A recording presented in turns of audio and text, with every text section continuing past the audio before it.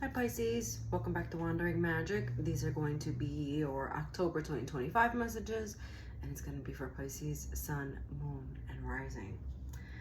So for our first card here, we have Scrying, which it says intuition. Am I really about to tell a Pisces that they need to use their intuition? I don't think so. But here we go.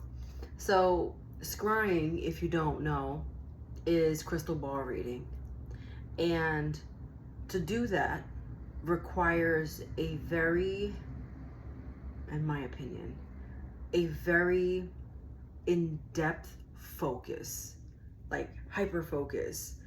And with that, if you are distracted, albeit on the inside or the outside, then scrying will be impossible, or crystal ball reading would be impossible.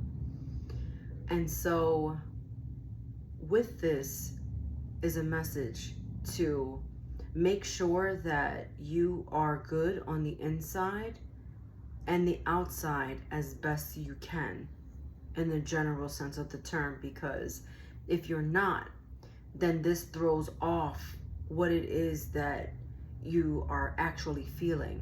So you start to second guess yourself or lose confidence in yourself because you're so focused on the distractions rather than focusing in on what it is that you're being told or trying to see.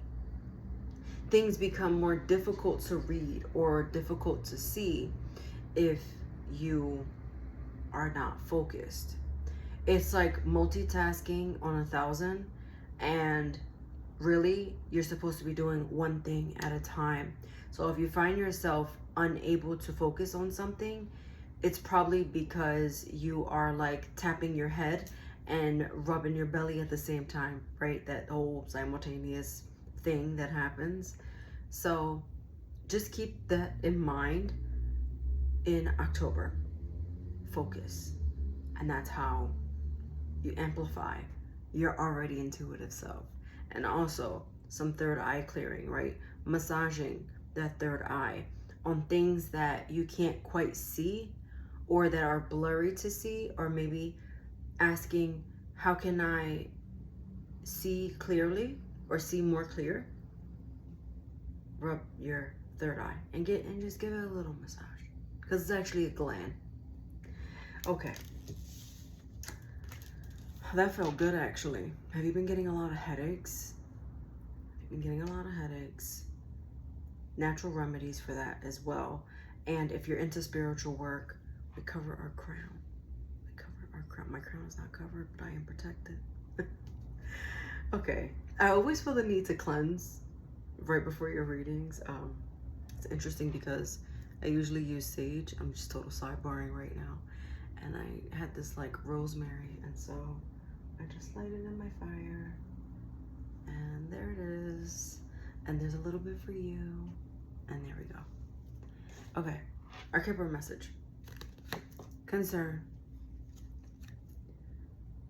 Unexpected income. And thief.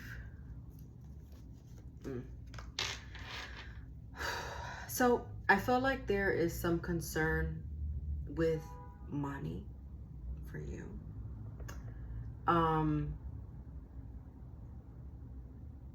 I will say there, with this, the concern around money, there's a message of, well, there's two that are coming through. One, unexpected income is actually coming. So does this mean like a lottery win? Likely not. Just because of the card and the cards surrounding it. But it's going to be in a way that you can't quite see right now.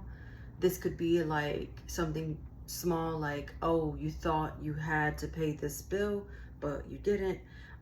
You just get an extra, some just extra coin in your bank account for whatever reason. There's a big discount here on something. Or like if you are an entrepreneur, maybe you just get like one extra something or an extra client or something like that, that just like helps you in that way. And so just know that Spirit's got your back when it comes to this.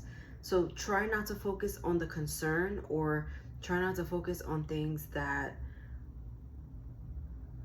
will draw it away from you, because the idea is to stay clear and open-minded and open-hearted to the situations that arise. You will never be put on a path or put in a seat that you don't belong in. That's the end of that. So with thief being here, don't like that. But that could be simply that you, when you get this extra something, right? And let me know. But if you get this extra something, be mindful of what you're spending it on. Because if you are given a gift that you need, why give it to someone else? Just take it. And if you get this extra income and you don't use it what it's intended for, that's going to work against you, essentially. So just being mindful of those things. Okay. Your tarot messages. This is my new deck. It's so cutesy. Love it. But we have the Three of Swords. The Three of Swords, the World card, and the Seven of Wands. Disappointment. Disappointment. Who disappointed you, Pisces? Someone definitely let you down. Someone's gonna disappoint you a little bit in October, I'm sorry to say. But that's okay, because with solution or with problems come solutions. So I wouldn't even worry about that, because the World card says, and is a reminder that things are going to work out. Just because something or someone is disappointing you doesn't mean that it's the end all be all, right? It's kind of like where we, because I'm a water sign too, we kind of get a little dramatic.